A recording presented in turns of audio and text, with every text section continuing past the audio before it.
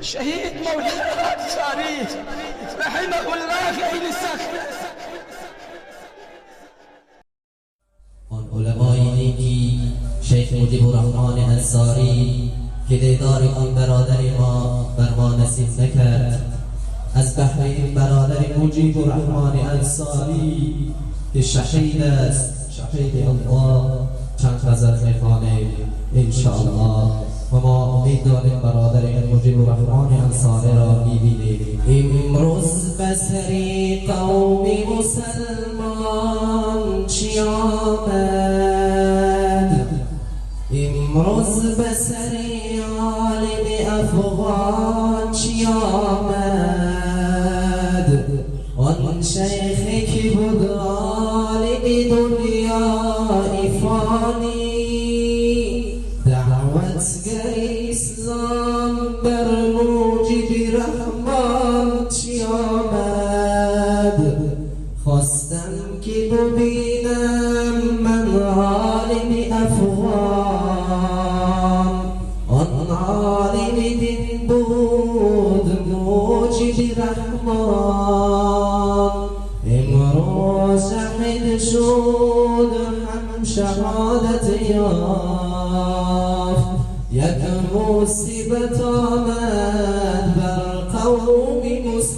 مسلمان، در پیامش گفت این عالم دنیا، گر مرا زد ناگه دشمنی دین ما، شما مگوید که زد طالب و وخاب و سلف خواه، دشمنی دین ما امروز یهود و نصارا، دشمنی دین ما امروز یهود و نصارا، ما مخلصان آن علمای شهیدیم، در قلب ناپاک خود داغ را دیدیم، گر از بین ما رفت آن شیخ انصاری،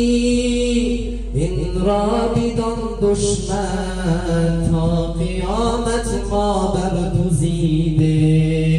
این را بدان دشمن تا قیامت ما برگزیدیم، این را بدان دشمن تا قیامت ما برگزیدیم. خواستم ببینم آن عالم افغان،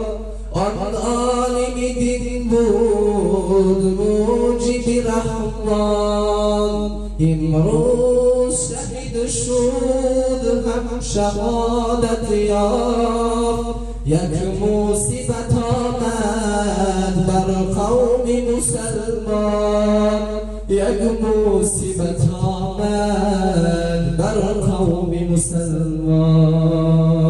یک مصیبت آمد